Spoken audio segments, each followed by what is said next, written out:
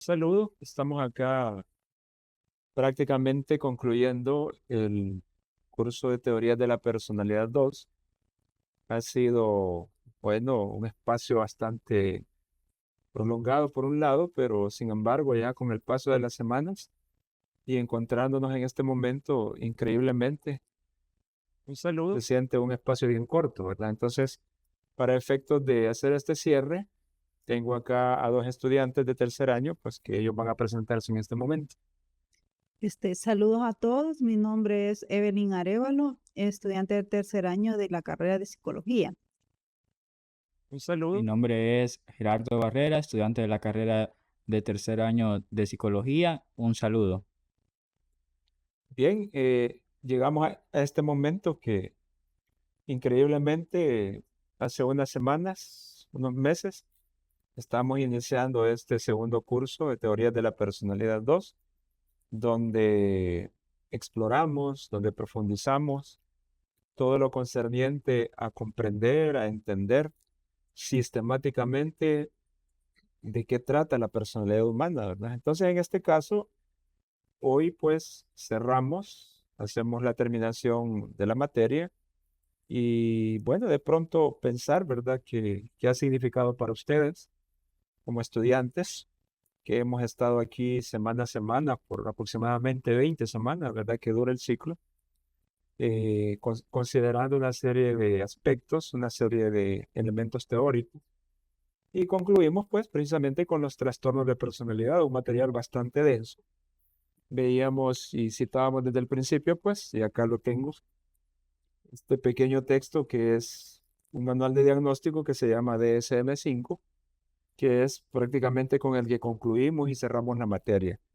No sé qué pueden decir a propósito ustedes de esta parte inicial de esta jornada, de este día, de lo que ha significado para ustedes, pues, en teoría de la personalidad 2 hacer un abordaje un poco más amplio, un poco más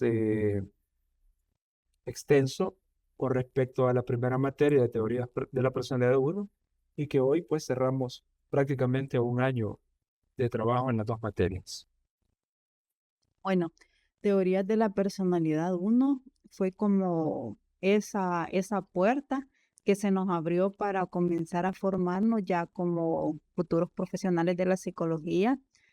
Fue donde vimos más lo que fue pues la teoría, fue conocer como las bases en sí, de dónde viene nuestra carrera, comenzando de filósofos, sociólogos, eh, todos ellos que aportaron mucho y siguen aportando en la actualidad, con todo, pues, sus teorías, todo lo que ellos estudiaron, ¿va? En ese momento, todo lo que ellos descubrieron, las necesidades que el ser humano tenía. Entonces, eso ha sido importante porque eso nos da las bases a nosotros para, para seguir profundizando, para seguirnos educando. Y teorías de la personalidad 2 pues es como la conclusión de eso, ya no solo fue la teoría, sino ya conocer los trastornos en sí y cada una de sus características y cómo poder diferenciar uno de otro. Eh, Abonando lo que dice la compañera, ¿verdad? En parte comparto la opinión que ella expresaba sobre teorías de la personalidad uno, ¿verdad? Que fue como la introducción a las diferentes personalidades, ¿verdad? Y como ya decía, los que han escrito sobre estos tipos de personalidades, pues la primera, a mi parecer, estuvo bastante bien. Esta segunda, pues para mí ha demostrado lo que es un reto, ¿verdad? El estar aprendiendo todos los tipos de trastornos que pueden haber, ¿verdad?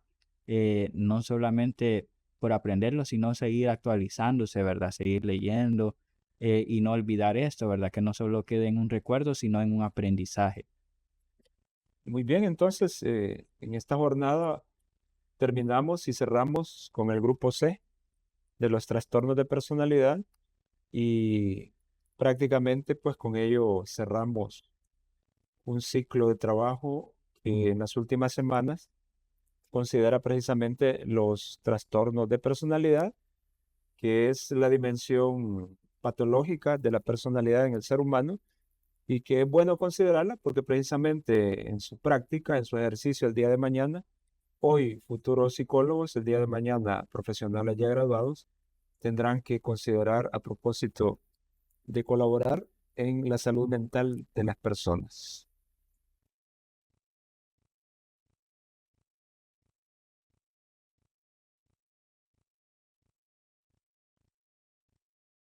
Muy bien, en esta oportunidad, como ya señalaba, vamos a cerrar la materia y terminamos con los trastornos del grupo C.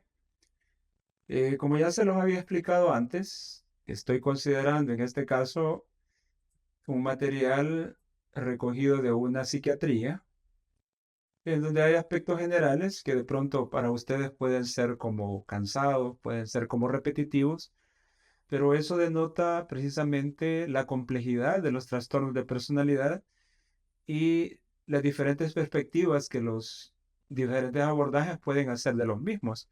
Entonces voy a dar algunas ideas generales, algunas precisiones generales para entender en el marco del grupo C estos trastornos. En primer lugar, vamos a decir que en este grupo los sujetos son temerosos, ansiosos y también hay trastornos asociados con la ansiedad.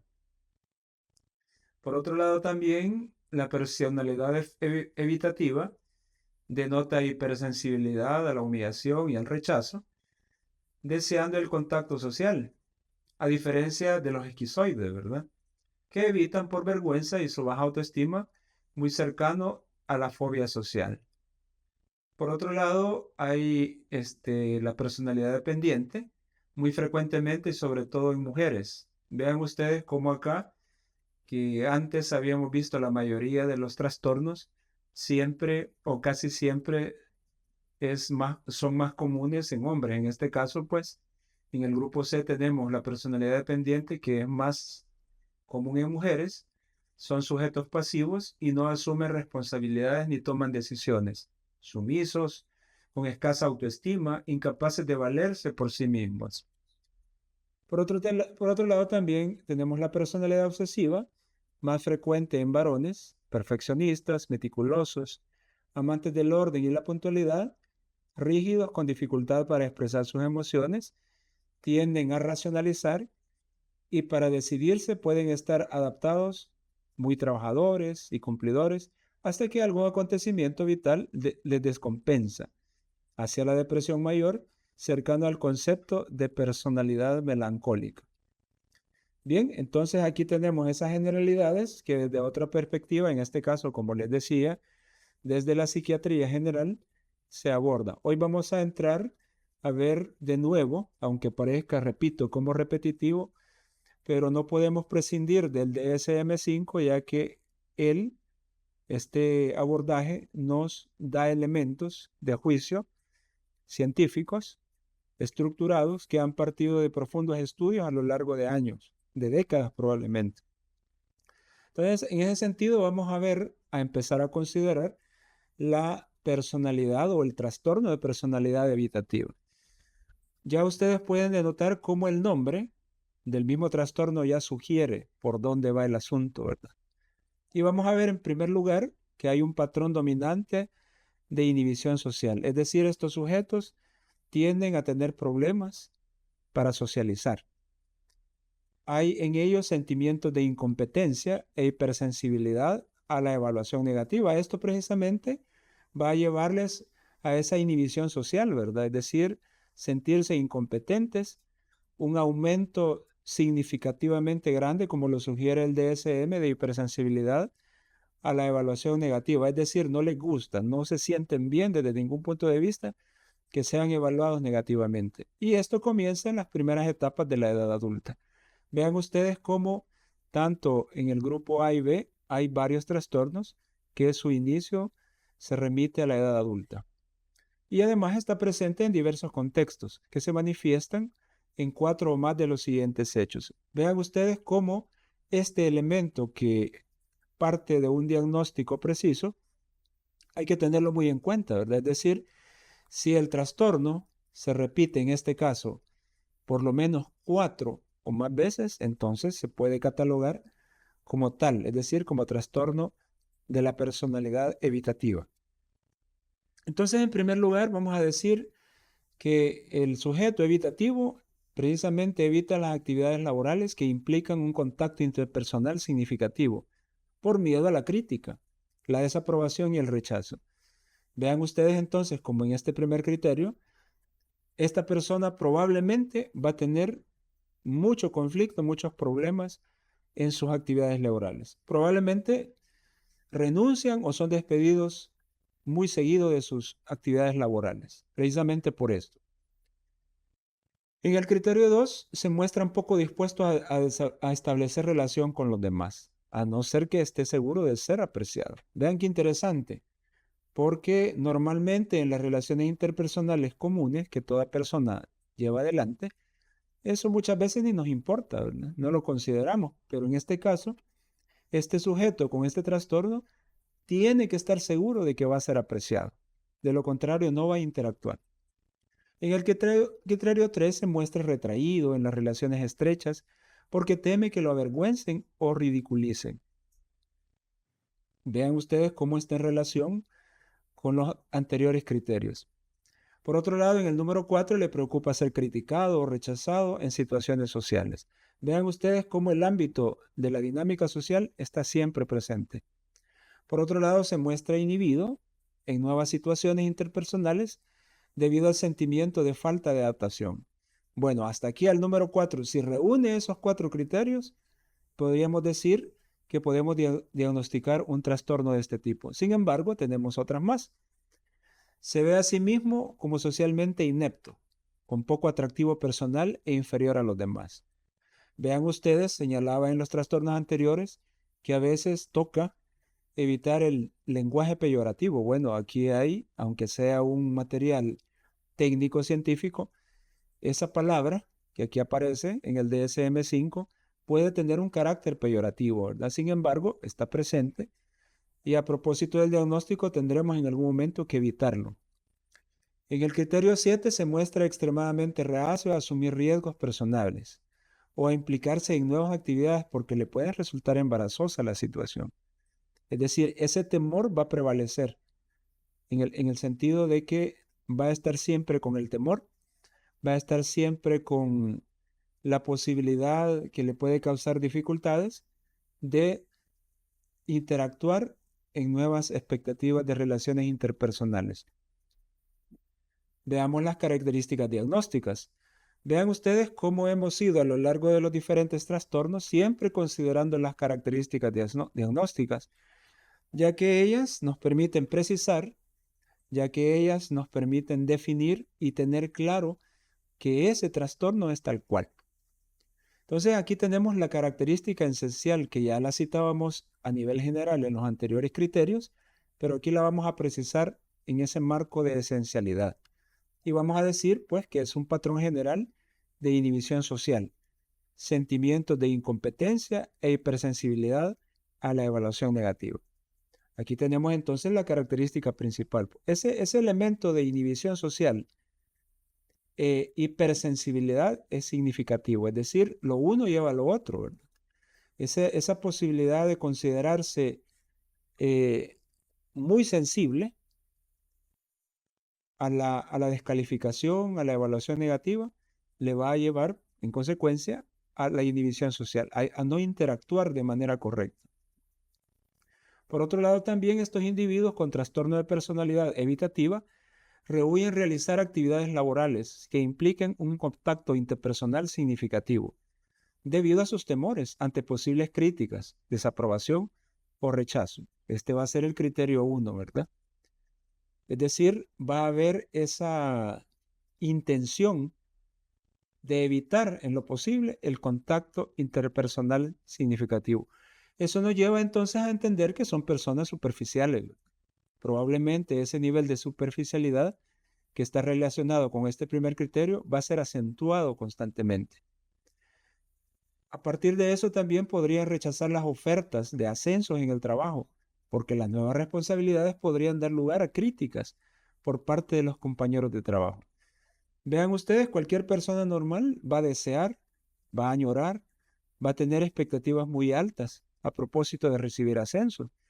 Este caso de personas y sujetos que tienen este trastorno no es así, ¿verdad?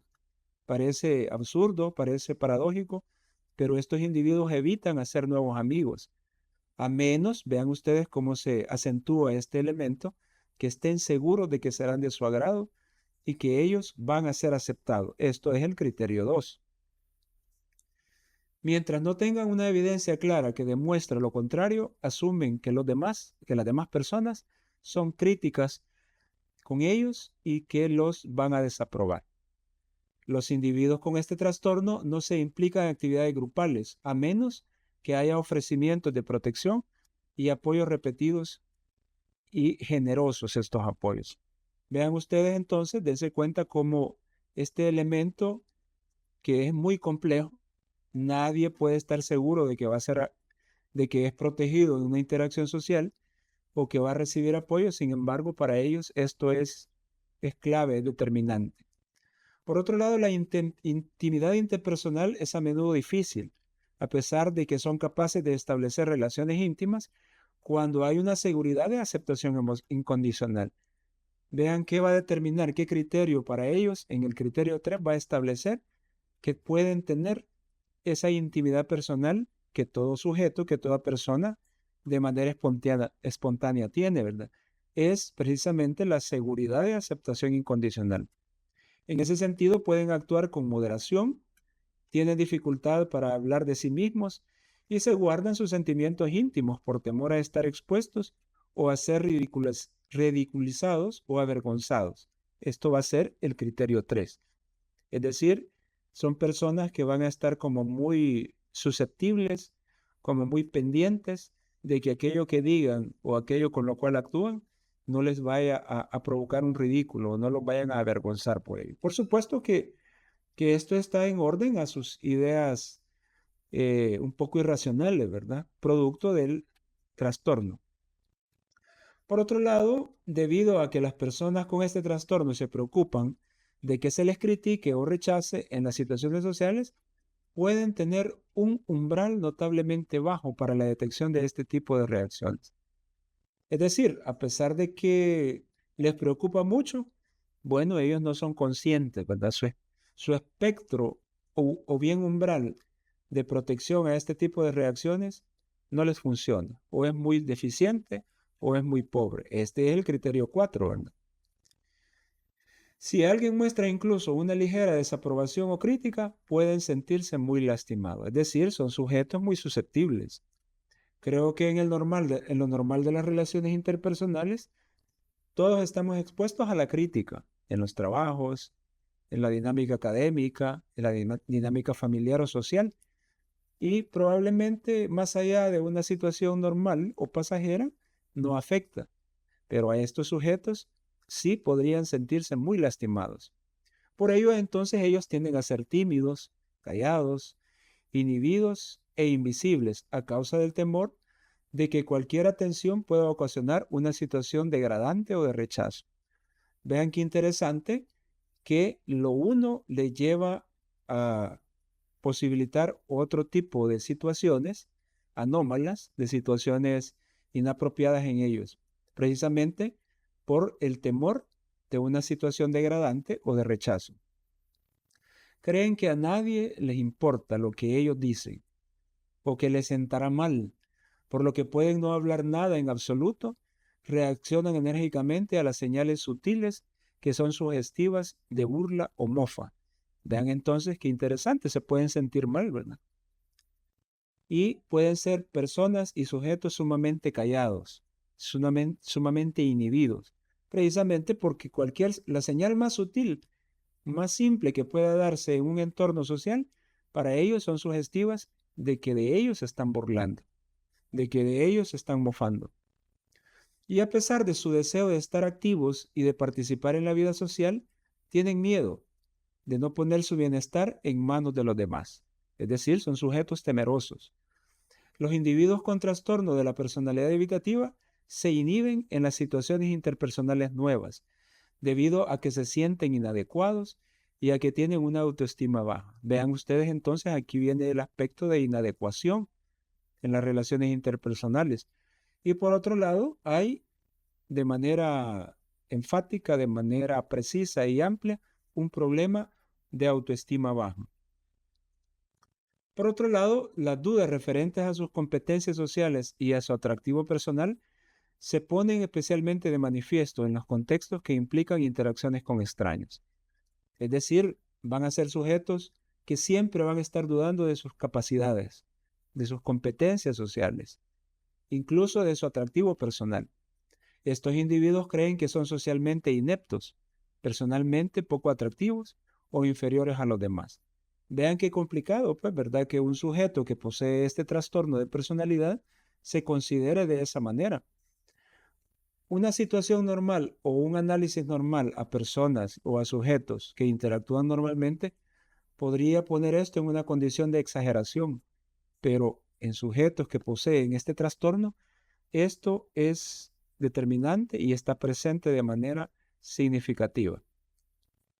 Por otro lado, vamos a decir que son extraordinariamente reacios a tomar riesgos personales o a participar en cualquier actividad nueva, ya que podrían resultar esta actividad embarazosa.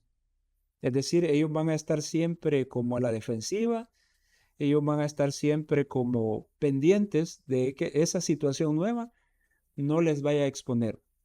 Por otro lado, tienen tendencia a exagerar los peligros potenciales de las situaciones ordinarias y se someten a un estilo de vida restringido como consecuencia de su necesidad de certeza y seguridad. Vean entonces que sus interacciones van a restringirse precisamente por este componente, ¿verdad? Son personas que van a estar muy poco dadas a interactuar por ese temor, porque necesitan estar seguros de que tienen aprobación. Necesitan tener la certeza de que nadie los va a desaprobar. En ese sentido, entonces, también son personas que podrían cancelar una entrevista de trabajo solo por temor de que los avergüencen por no haberse vestido apropiadamente. Vean ustedes qué interesante, ¿verdad? Lo que para una persona normal, común, puede ser muy simple, puede ser muy sencillo, puede ser muy llevadero, para ellos es y causa un temor significativo. Pensar, solo pensar, a lo mejor nadie les ha dicho nada ni les va a decir nada, pero solo pensar que no están vestidos apropiadamente les provoca conflicto. Y por otro lado, algunos síntomas somáticos marginales u otros problemas pueden ser la excusa para evitar realizar nuevas actividades. Es decir, ellos pueden estar presentando un cuadro de somatización por otras realidades, por otras situaciones, y ellos podrían muy bien excusarse, disculparse, que por ello no participan de nuevas actividades y prescindir de ellas y en lo posible dejarlas, posponerlas o sencillamente no participar. Decir que la conducta de evitación a menudo comienza en la infancia o la niñez con timidez, aislamiento y miedo a los extraños en las situaciones nuevas. Vean qué interesante que este trastorno sugiere que esta conducta podría empezar en la infancia. Sin embargo, aunque la timidez en la infancia es un precursor común de trastorno, en la mayoría de las personas tienden a disiparse gradualmente a medida que envejecen. Es decir, es importante tener en cuenta que esta característica, que este rasgo puede desaparecer con la madurez. El sujeto, a medida que va creciendo, esto puede disiparse gradualmente. En contraste, las personas que llegan a desarrollar el trastorno de la personalidad evitativa pueden llegar a ser cada vez más tímidas y evasivas durante la adolescencia y la adultez temprana. Cuando las relaciones sociales con personas nuevas se vuelven especialmente importantes, hay una cierta evidencia de que en los adultos el trastorno de la personalidad evitativa tiende a ser menos evidente y a remitir con la edad. Es decir, podría estar establecido el criterio de que la persona, a medida que va madurando, podría ir superando este trastorno. Este diagnóstico se debe utilizar con mucha precaución en los niños y los adolescentes, en los que la conducta tímida y evasiva podría ser apropiada durante el desarrollo. Es decir, hay que tener en cuenta que en la niñez y en la adolescencia esta característica es hasta cierto punto normal, ¿verdad? Hay muchos niños que evitan interactuar. Hay muchos adolescentes que también tienden a ser tímidos.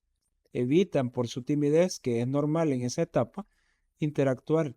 Entonces, en el proceso de establecer un diagnóstico, sean estos niños o adolescentes, tiene que tenerse mucha precaución, porque esto podría superarse a propósito de la madurez, de su desarrollo. En relación a los elementos diagnósticos relacionados con la cultura, vamos a recordar que la mayoría de los trastornos de personalidad también nos dicen esto. Puede haber variación en el grado en que los diferentes grupos culturales y étnicos consideran la timidez y la evitación, según corresponda. Es decir, hay culturas donde probablemente, por cultura, valga la repetición, las personas tienden a ser tímidas, tienden a ser evitativas. Sí, sí, sobre todo están en una cultura donde las personas tienden a ser muy extrovertidas. Aquí en Centroamérica podríamos decir y poner el ejemplo de las personas guatemaltecas, ¿verdad? En general, la cultura guatemalteca es una cultura que tiende a ser un poco más tímida con respecto a la cultura salvadoreña y a la cultura nicaragüense. Es decir, el elemento cultural está de alguna manera presente y hay que considerarlo. Y así podríamos hablar de otras culturas, ¿verdad? Que probablemente tienen aspectos más acentuados que denotan timidez y evitación, que es precisamente cultural.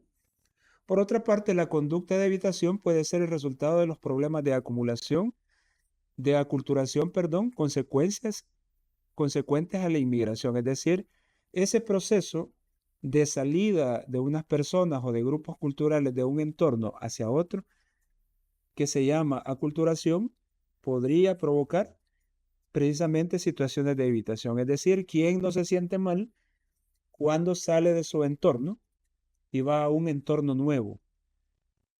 ¿Quién no se siente a propósito de evitar ciertas interacciones porque ese entorno cultural, social, le es totalmente nuevo? Por otra parte, le es arriesgado, por otra parte, le es novedoso, por otra parte, le es totalmente nuevo. Vamos a decir también en relación al género que este trastorno evitativo aparece igualmente en hombres y en mujeres. Vean qué interesante, a diferencia de otros que los hemos acentuado hacia uno u otro género, en este caso tenemos que la prevalencia en uno u otro género es igual. Puede haber tantas mujeres con trastorno de personalidad evitativo como hombres. Es decir, el género no es un criterio que determine hacia unos más o menos, sino que puede ser propicio en en ambos géneros. Por otro lado, también vamos a tener en cuenta que el trastorno de ansiedad parece que existe una gran superposición entre el trastorno de la personalidad evitativa y el trastorno de ansiedad social o fobia social. Es decir, podría estar este componente de ansiedad presente por situaciones que provocan fobia social. Tanto es así que pueden ser conceptualizaciones alternativas de las mismas o de similares alteraciones. Tenerlo en cuenta, ¿verdad? Por otro lado, la evitación puede caracterizar o caracteriza la agorafobia, que a menudo coinciden. Es decir, también la agorafobia puede tener ese rasgo de evitación que está presente en este trastorno. Otros trastornos de la personalidad se pueden confundir con este trastorno de la personalidad evitativa, ¿verdad? Ya que tiene ciertas características en común. Hay varios trastornos que tienen rasgos, que tienen características similares. Por lo tanto, podrían coincidir o podrían confundirse. Por tanto, es importante distinguir en estos trastornos basándose en las características diferenciales. Es decir, toca ser muy meticuloso en ese aspecto. Sin embargo, si un individuo tiene características de personalidad que cumplen los criterios para uno o más de los trastornos de la personalidad, pueden diagnosticarse todo. Es decir, puede haber varios elementos de otros trastornos, en este caso, con personas evitativas. Tanto en el trastorno de la personalidad evitativa como el dependiente se caracterizan por sentimientos de incompetencia, hipersensibilidad a la crítica y una necesidad de reafirmación. Vean ustedes entonces cómo también con relación a otros trastornos, no necesariamente solo la personalidad evitativa, está este componente de hipersensibilidad a la crítica. También ya hemos considerado que hay otros más que tienen este rasgo o esta característica.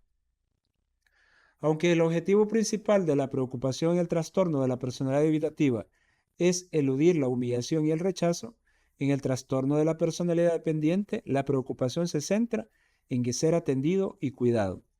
Vean ustedes aquí una pequeña pero a la vez marcada diferencia con respecto a uno u otro trastorno. Sin embargo, en el trastorno de personalidad dependiente y el evitativo tiende una especial tendencia a aparecer de forma concomitante, es decir, puede ir y venir, puede estar en ese vaivén, en esa dinámica de que va y viene. Así como en el trastorno de la personalidad evitativa, el trastorno de la personalidad esquizoide y el trastorno de la personalidad esquizotípica se caracterizan por el aislamiento social, como ya lo vimos. Los individuos con el trastorno de personalidad evitativa quieren relacionarse con los demás y sienten profundamente su soledad, mientras que aquellos con trastorno de la personalidad esquizoide o esquizotípica pueden alegrarse e incluso preferir su aislamiento social. Vean entonces que acá tenemos una diferencia, ¿verdad? La diferencia está aquí precisamente. La diferencia está en esto, que el esquizoide y el de personalidad esquizotípica va a alegrarse, algo así como a disfrutarlo, como a experienciarlo, en tanto que la personalidad evitativa lo va a rechazar, lo va no le va a gustar, ¿verdad? No le va a agradar y por tanto va en consecuencia a tener problemas más serios en la dinámica de interrelaciones personales. Vamos a decir también que en el trastorno de la personalidad paranoide y el trastorno de la personalidad evitativa se caracterizan por la reticencia de confiar, de confiar o a confiar en los demás. Es decir, son personas desconfiadas. Son personas que por lo anterior van a evitar interactuar en el marco de la confianza. Sin embargo, en el trastorno de la personalidad evitativa, esta renuncia se debe más a un temor a ser avergonzado, a que le encuentre inepto, más que a un temor de enfrentarse a las malas intenciones de los demás. Ya hemos dicho, hay un acentuado temor a que lo avergüencen, a considerarse como inepto, como incapaz de las interacciones. Y eso pues es significativamente alto. Muchos individuos presentan rasgos de personalidad por evitación. Solo cuando estos rasgos son inflexibles, desadaptativos, persisten y causan un deterioro funcional significativo o un malestar subjetivo, constituyen un trastorno de la personalidad evitativa. Es decir, puede haber sujetos que tengan estas características, sean inflexibles, sean desadaptativos, sean persistentes, pero vamos a aclarar, y aquí lo aclara muy bien este diagnóstico diferencial, que solo cuando este malestar causa deterioro funcional significativo se puede catalogar o precisar como tal. Veamos en cuanto a la afección médica. Vamos a decir que el cambio de personalidad debido a otra afección médica se caracteriza porque los rasgos que aparecen son atribuibles a los efectos directos de una de una afección médica, sobre todo el sistema central, nervioso central. Es decir, ¿podría darse estos rasgos por una situación médica? Bueno, pues acá lo está diciendo que sí, podría estar presente. Por otro lado, como también hemos visto prácticamente en todos los trastornos de personalidad, la personalidad evitativa también debe diferenciarse de los síntomas que se pueden desarrollar en relación con el consumo persistente de sustancias.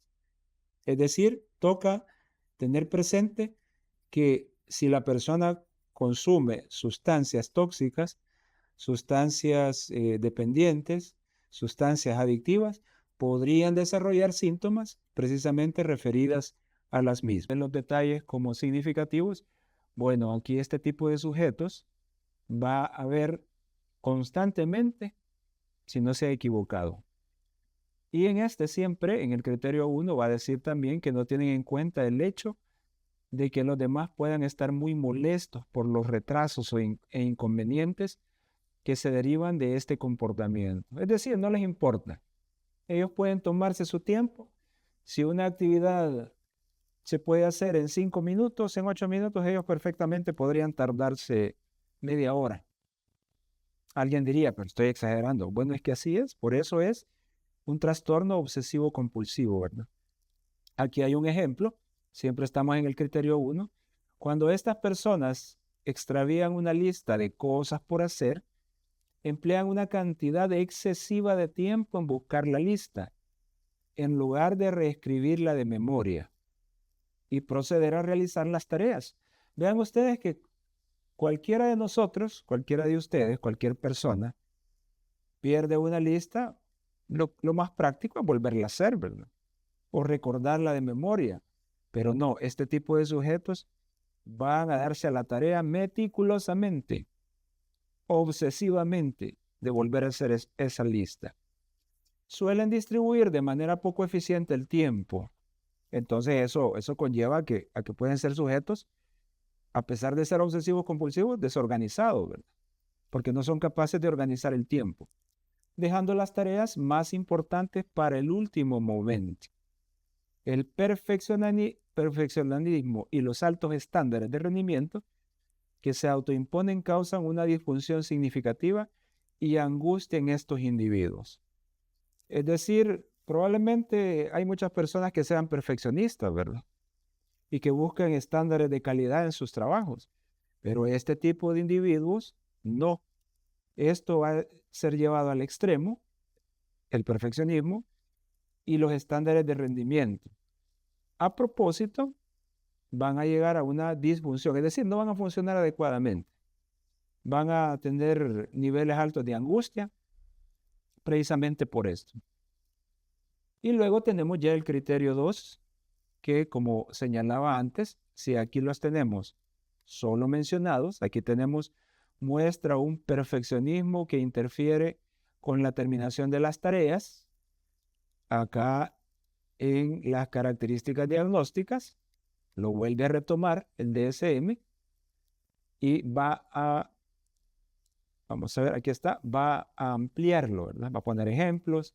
Entonces es importante que ustedes consideren esto a propósito de que se van encaminando, pues a medida que vayan avanzando en su profesionalización, en las diferentes materias ya de especialización, ustedes van a darse cuenta que el DSM se va a convertir en un instrumento, en un recurso valioso, ¿verdad? Entonces, en ese sentido, tienen que tenerlo en cuenta.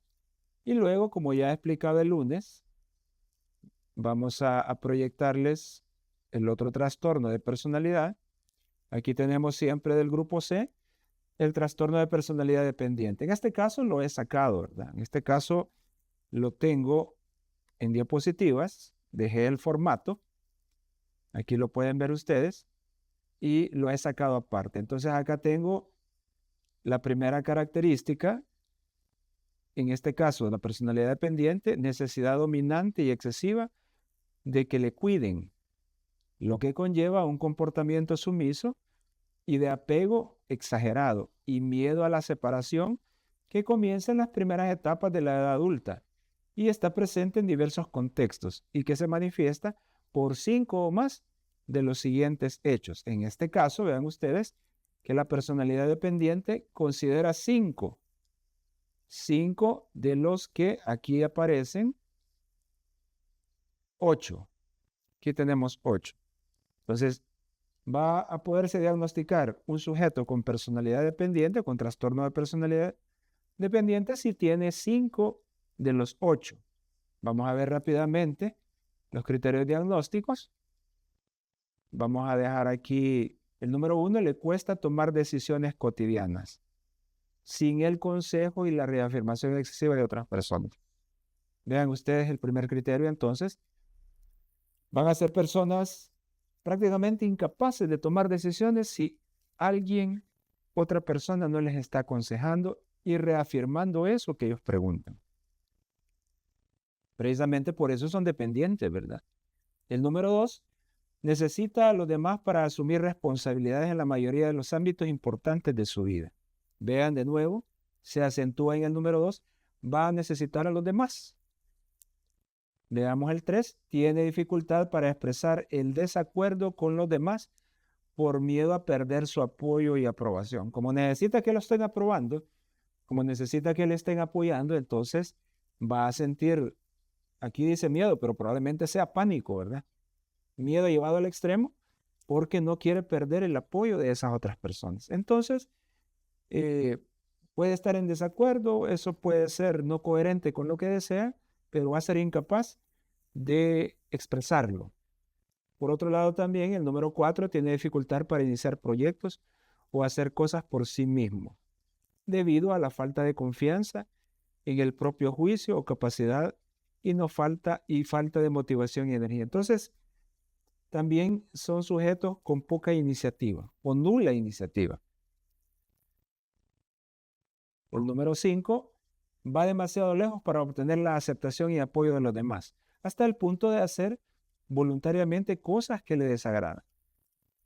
Es decir, pone o cae en su capacidad de hacer las cosas porque le agradan, precisamente por esa dependencia, hace no lo que le agrada, sino probablemente lo que otros dicen y quieren, ¿verdad? Se siente incómodo e indefenso cuando está solo por miedo exagerado a ser incapaz de cuidarse a sí mismo. Bueno, esto probablemente en un niño chiquito, en un niño pequeño es normal, pero no así en un adulto.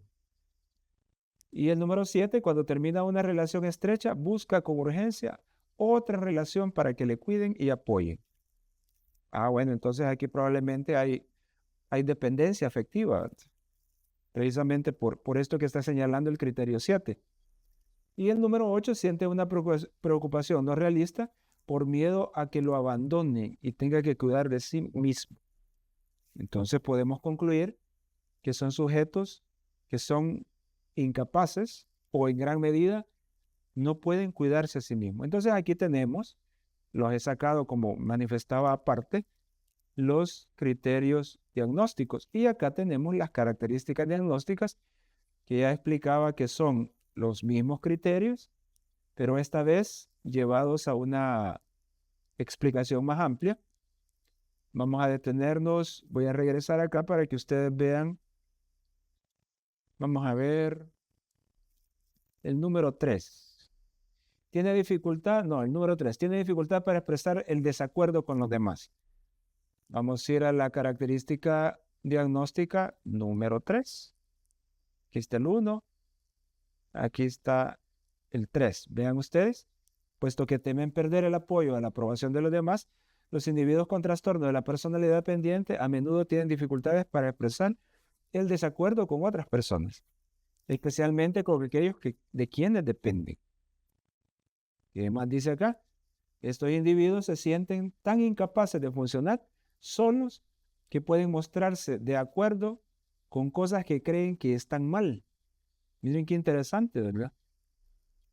En vez de arriesgarse a perder la ayuda de aquellos en los que buscan orientación. Es decir, en detrimento de su confianza, de su capacidad de considerar que eso está inapropiado, está mal, no lo hacen, no van a buscar ayuda precisamente porque no quieren perder la orientación de aquellos que supuestamente les apoyan.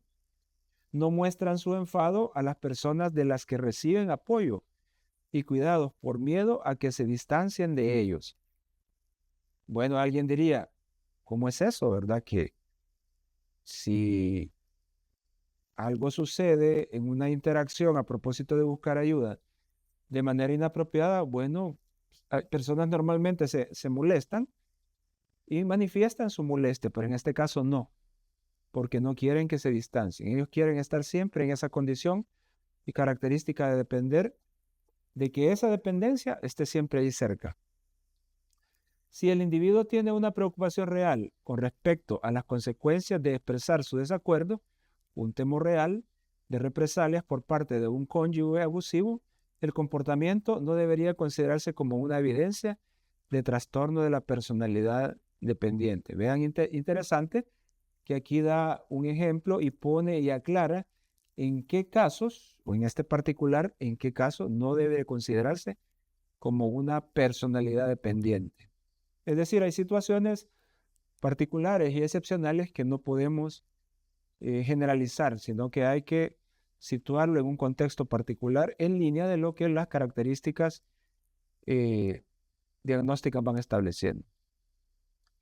Y aquí tenemos el número 4, como antes explicaba, igual que es en el formato.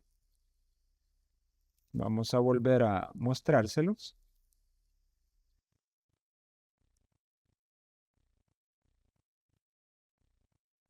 Vamos a volver al formato. Ahí pueden ver ustedes cómo sencillamente en el caso de la diapositiva yo lo que he hecho es en el formato de PowerPoint sacarlas y ubicarlas de otra manera. Aquí pueden ver ustedes entonces, luego tenemos en el mismo esquema las características asociadas que apoyan el diagnóstico, es decir, este tercer elemento que sitúa el DSM-5, que son las características asociadas y que apoyan el diagnóstico, viene a completar la información. Es decir, hay otras características que hay que tenerlas en cuenta. Entonces aquí tienen, en este caso, más o menos una página. Luego viene la prevalencia, que es el formato del DSM. Acá en este caso, obsesivo-compulsivo sugiere que la personalidad con trastorno obsesivo-compulsivo es uno de los trastornos de personalidad más prevalentes en la población general. Miren qué interesante, ¿verdad? Con una estimación de prevalencia de entre 2,1 a un 7,9%. Es bastante, ¿verdad? Es bastante. Quiere decir que entre 2 personas de la población y casi 8 tienden a tener o podrían padecer de este trastorno. Tenemos también en el formato del DSM los aspectos diagnósticos relacionados con la cultura. Veamos qué nos dice acá. En la evaluación de un individuo con trastorno de la personalidad obsesivo-compulsivo, el clínico no debe incluir como rasgos patológicos aquellos comportamientos que reflejan hábitos, costumbres o estilos interpersonales que se fomenten culturalmente por el grupo de referencia del individuo. Es lo que he estado señalando prácticamente en todos los trastornos, ¿verdad? Es decir, hay características culturales supeditadas a contextos muy particulares que nos van a hacer entender que hay individuos provenientes de esas culturas muy particulares que probablemente tengan ciertos rasgos precisamente por sus hábitos, por sus costumbres o estilos, podríamos decir también su religión, etcétera, etcétera, ¿verdad? Entonces no podemos considerar esos aspectos como criterios para decir o dar un diagnóstico de ese tipo. Por otro lado, algunas culturas ponen un énfasis sustancial en el trabajo y la productividad. Y los comportamientos resultantes en los miembros de estas sociedades no deben ser considerados indicativos de trastorno de personalidad obsesivo-compulsivo. Podríamos encontrar contextos como los que pertenecen a Japón, ¿verdad? Que son personas muy eficientes, que son personas muy disciplinadas y que probablemente tan disciplinadas y tan eficientes que tengan conductas que difieran en general de los latinoamericanos, ¿verdad? Y sus acciones sean meticulosas, probablemente hagan listas para hacer una tarea, probablemente tengan los procedimientos ahí a la mano, no así en contextos como en general en Latinoamérica, ¿verdad? Donde muchas veces para armar un aparato ni siquiera se ve el catálogo, ¿verdad? Para decir algo o un ejemplo quizás muy, muy común de que no se es meticuloso en el día a día, en acciones prácticas, pero probablemente en estas culturas, como los japoneses, no puedan armar un aparato, no porque no les sea fácil, no, es que sencillamente su cultura, su educación, hace que prevalezca este elemento. Y en este caso de la personalidad o del trastorno de personalidad obsesivo-compulsivo, veamos qué nos dice los aspectos diagnósticos relacionados con el género. De nuevo les estoy mostrando el formato del DSM para que ustedes no pierdan de vista que en este sentido, dos cosas. Uno, hay un formato, ¿verdad? Que está estandarizado, que está supeditado a una metodología bien específica. Y por otro lado, la precisión que supone el DSM-5 a la hora de considerar estos elementos. Y en este caso, lo relacionado con el género nos dice lo siguiente. En los estudios sistemáticos, el trastorno de personalidad obsesivo-compulsivo se diagnostica aproximadamente con el doble de frecuencia en el sexo masculino. Es decir, que en general hay más hombres con trastorno obsesivo-compulsivo que mujeres. Pero eso no quiere decir que haya contextos, que haya situaciones particulares donde también, además de que haya mujeres, probablemente aumente ese rango, ese porcentaje. Sin embargo, a partir de las apreciaciones que se han hecho con el DSM-5, se sugiere que son más hombres. Tenemos el diagnóstico diferencial, que también es parte del formato. Veamos aquí unas ideas a propósito de tenerlo más claro.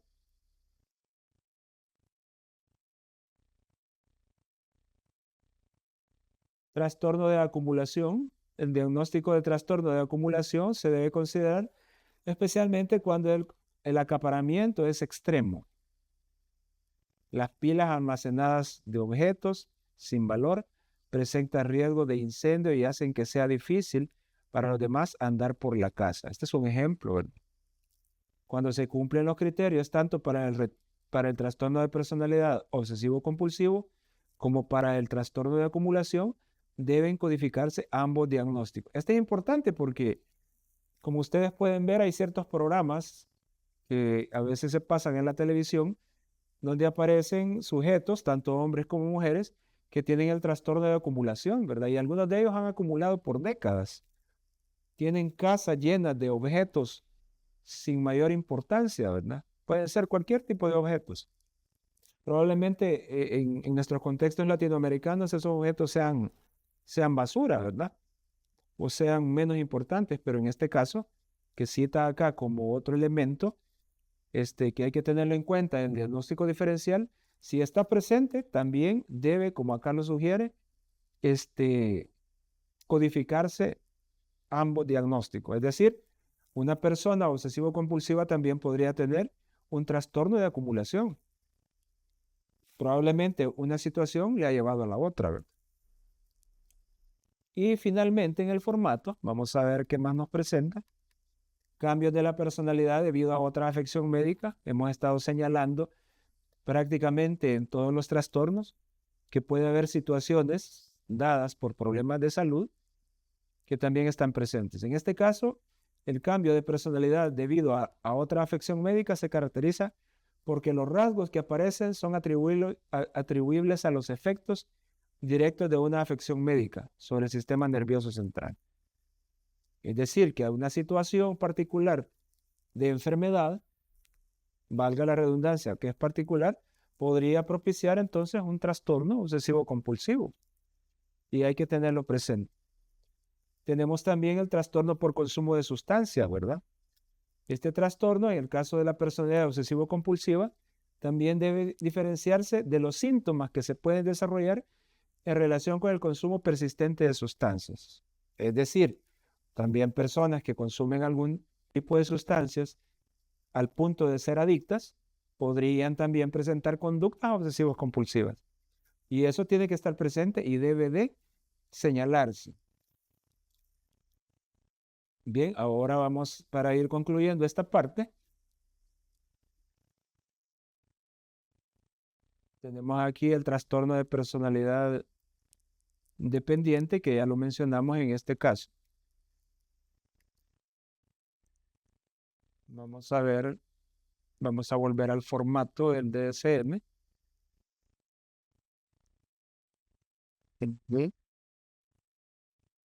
Y de nuevo voy a proyectarles brevemente el trastorno de personalidad dependiente.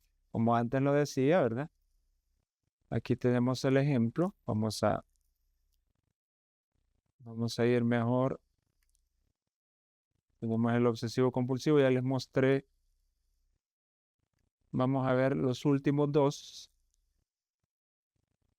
en el formato del DSM. Que está. Ahí está.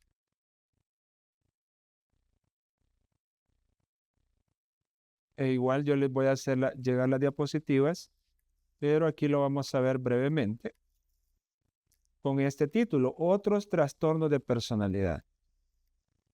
Aquí en este caso es tan importante situaciones con afección, con otra afección médica, que también el DSM ha considerado dentro de ese rango de otros trastornos, precisamente cambio de la personalidad debido a otra afección médica. ¿Y qué criterio diagnóstico sugiere? Bueno, alteración persistente de la personalidad que constituye un cambio respecto al anterior patrón característico de la personalidad del individuo. En este caso pone una nota para el caso de los niños. En los niños la alteración implica una desviación notable del desarrollo normal, en cambio significativo de los patrones de comportamiento habitual de un niño, que dura al menos un año. Importante considerable en los niños, ¿verdad? Vamos a ver el B. Existen evidencias que a partir de la historia clínica, la exploración física o los análisis de laboratorio, de que la alteración es la consecuencia fisiopatológica directa de otra afección médica. Eso es importante. Eso es importante, de que en este caso hay cambios significativos precisamente debido a una situación fisiopatológica, es decir, una patología llevada al organismo, al cuerpo del sujeto. El criterio C, la alteración no se explica mejor por otro trastorno mental, incluido otro trastorno mental debido a otra afección médica. Es decir, una persona podría presentar situaciones médicas o afecciones médicas múltiples, ¿verdad? Podría tener dos. La alteración no se produce exclusivamente en el curso de un delirium.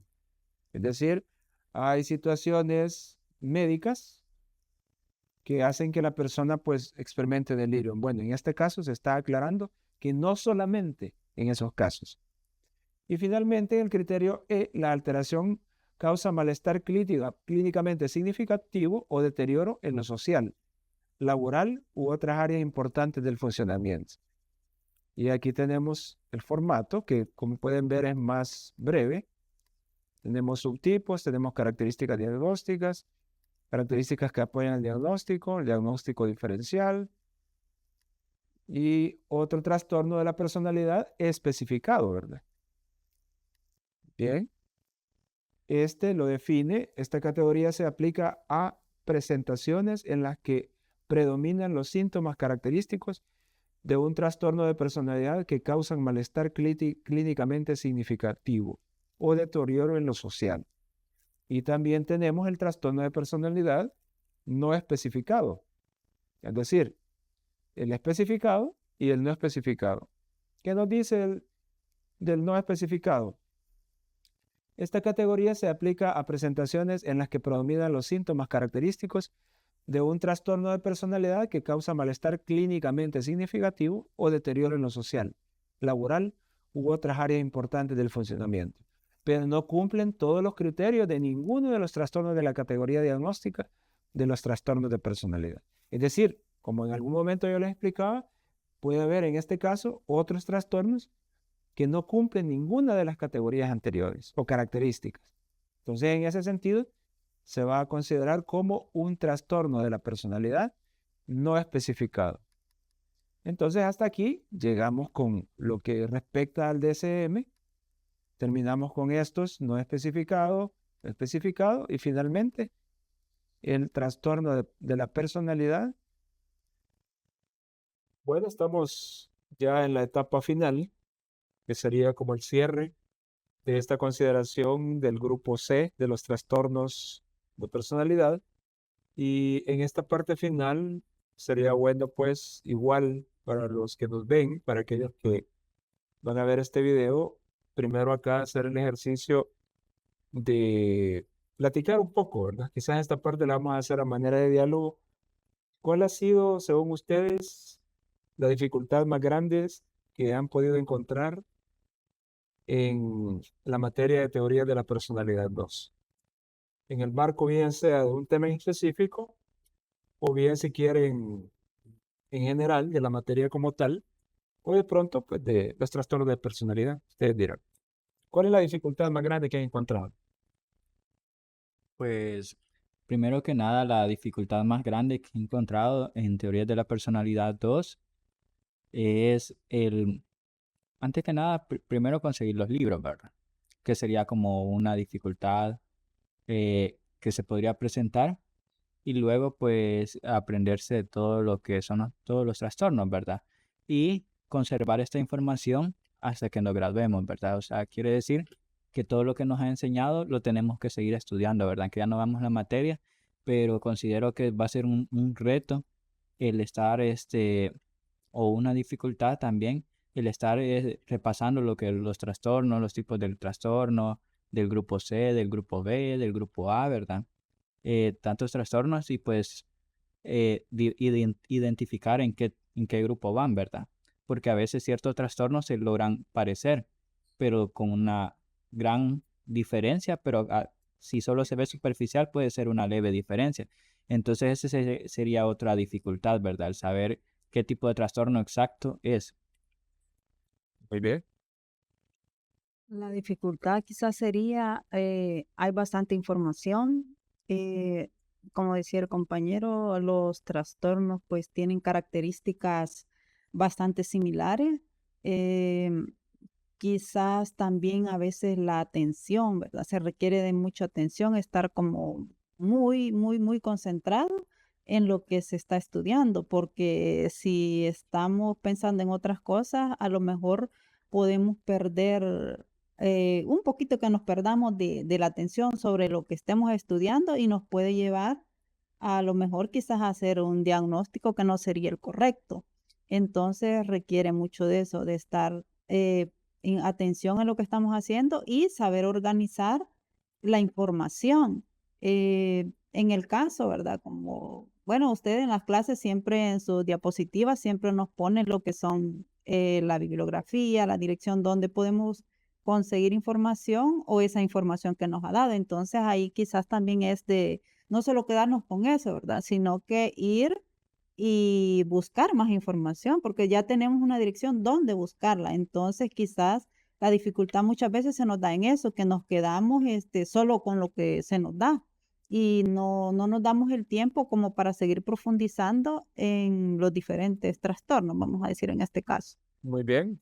Y creo que como ya ustedes lo decían, surge acá pues el reto de seguirse profesionalizando, de seguir como ahondando más. Definitivamente no se trata de hacerlo de memoria, ¿verdad? Sino que la memoria se va a fortalecer, como muy bien lo decías, Evelyn, a partir de la atención, ¿no?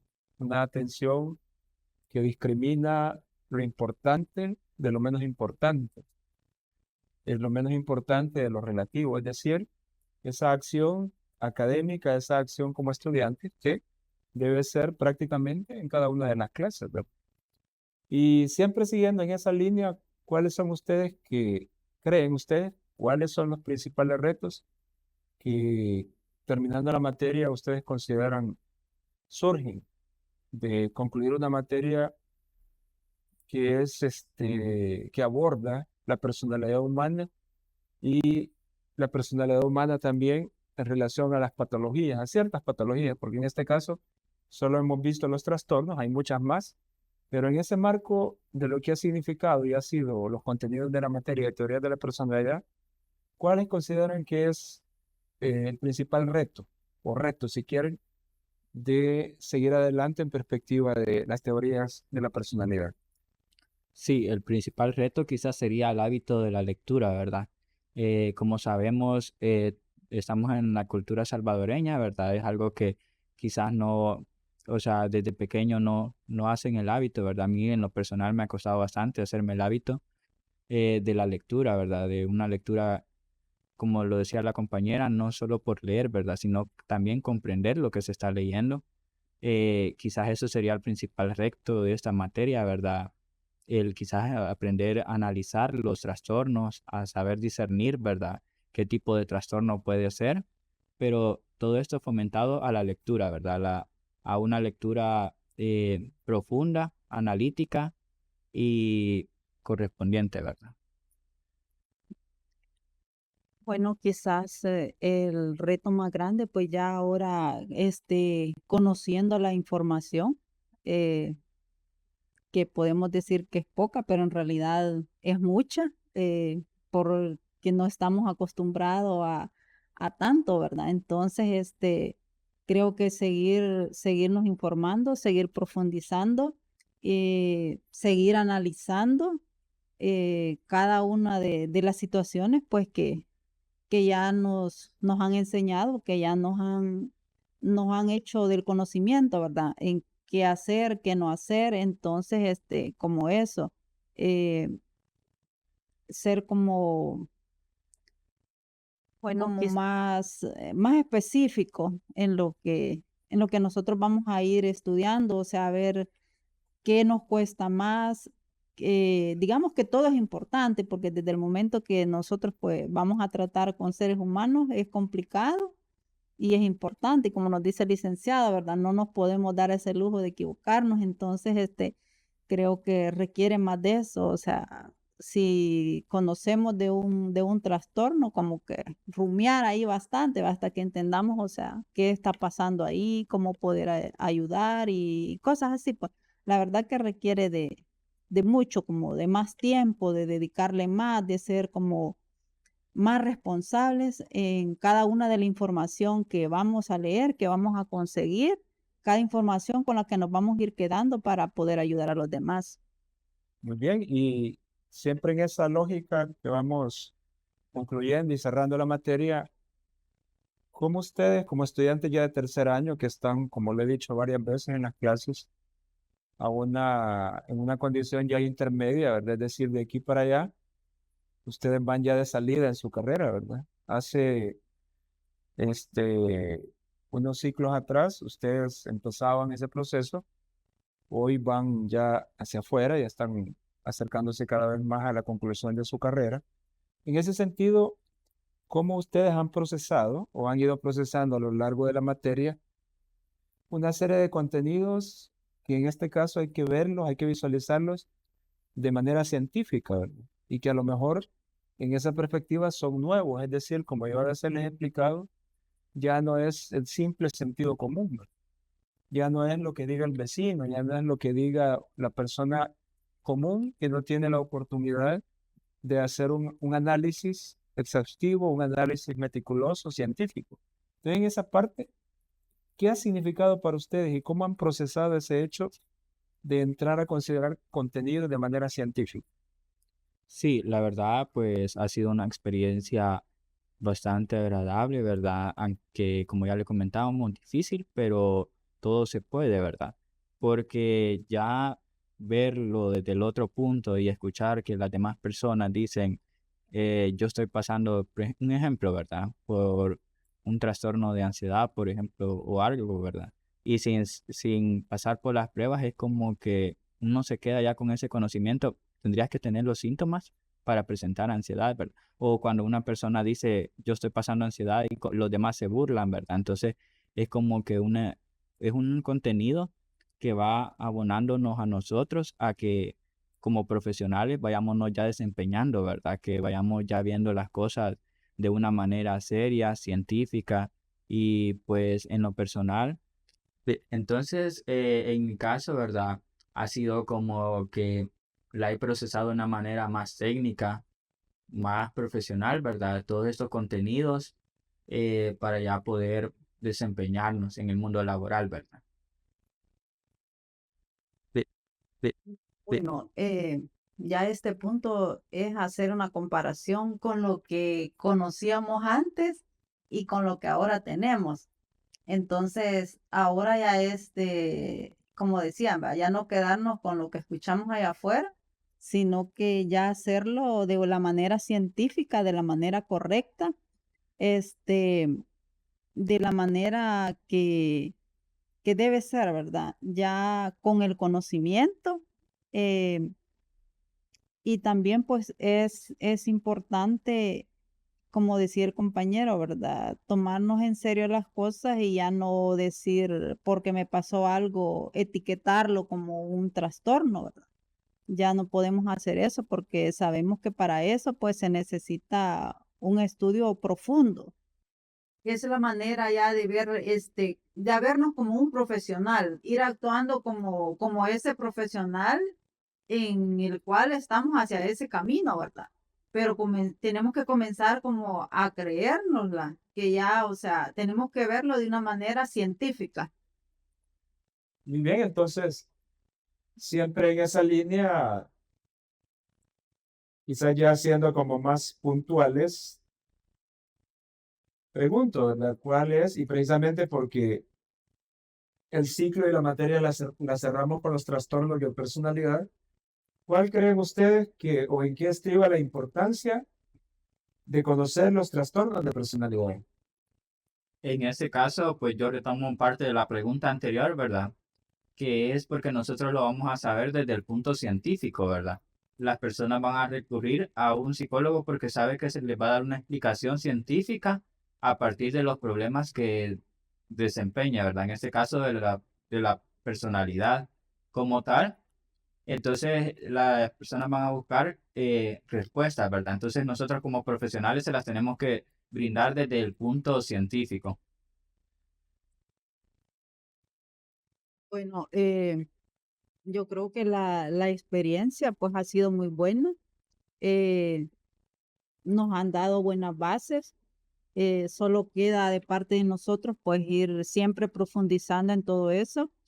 También mencionar que nosotros pues tuvimos el privilegio de que nos dieran extra, ¿verdad? Unos laboratorios vivenciales, el cual yo pues he lamentado bastante que ya no nos pudieran dar ese complemento. Yo así lo tomé como un complemento de la carrera porque ahí era como más profundizar, o sea, siempre nos dicen que es importante construir el ser, ¿verdad? Entonces, siento yo que esa parte ayudó bastante a fortalecernos, a formarnos como ese profesional que pretendemos ser, ¿verdad? El mejor. O sea, un profesional en que la persona que llegue a buscar de nuestros servicios, pues, que se vaya satisfecho de ver que sí es un profesional que le puede ayudar, que le va a acompañar y que va a salir dependiendo del problema que tenga, o sea, que va a encontrar una solución.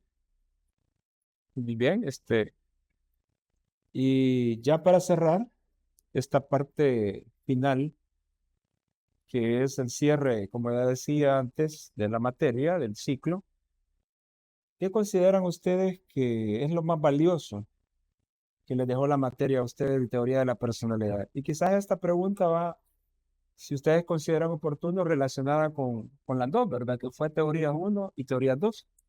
Sin embargo, pues de pronto pueden sintetizar la idea que supone la pregunta con esta última materia de teoría 2. ¿Qué es o ha sido lo más valioso o los elementos más valiosos que ustedes visualizan a este momento que cerramos la materia? Yo creo que lo más valioso y más importante, pues, es el conocimiento, la formación que hemos tenido. eh, Creo que es importante reconocer, o sea, cómo entramos, cómo vamos a salir ya en este momento, todo ese conocimiento que ya cada uno de nosotros ha adquirido de manera científica. Comparto en parte lo que dice mi compañera, ¿verdad? El conocimiento, pues para mí siempre es lo fundamental de toda materia, ¿verdad? No solo por pasarla, sino aprender de ella. En este caso, teorías de la personalidad uno, con lo que me quedo es con los autores, ¿verdad? Que tanto como Freud, de la parte del subconsciente, ¿verdad?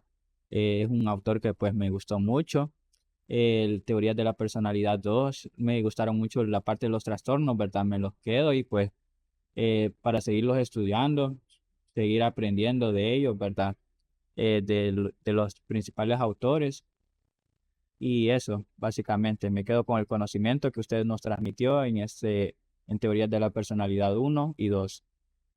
Bueno, entonces damos así por terminada pues con esta jornada que les llega a ustedes a través de la plataforma, lo que ha sido pues esta importante experiencia de teorías de la personalidad 2. Muchas gracias. Bueno, agradecer pues al licenciado por esos conocimientos que nos ha transmitido. Agradecerle porque siempre ha estado en la disposición cada vez que nosotros hemos tenido una dificultad, le hemos buscado, él siempre ha hecho su tiempo para ayudarnos, para apoyarnos y pues sabemos que quizás no todo, ¿verdad? Porque él nos ha enseñado desde cómo vamos a tratar desde el saludo hacia un paciente, entonces es algo que no cualquiera lo hace y él lo ha hecho con nosotros, ha tratado de lo más que ha podido de formarnos, así que le agradecemos un montón, quizás en nombre de todos los compañeros, sabemos que algunos pues también quisieran agradecerle, pero no pueden estar acá, ¿verdad? Así que pues le agradecemos su tiempo, sus conocimientos y igual esperamos pues que nos siga formando, que nos siga regalando de sus conocimientos que usted tiene. Gracias. Igualmente, ¿verdad? Agradecerle por el conocimiento que nos ha transmitido, ¿verdad? Esa sabiduría, pero en especial me quedo con la parte que decía que no seamos unos profesionales más, ¿verdad? Unos profesionales del montón, sino que nos diferenciemos por nuestro trabajo, lo que hemos aprendido, ¿verdad? Y con lo que nos ha enseñado. Así que muchas gracias por todo y pues esperamos seguirlo viendo. Gracias a ustedes también.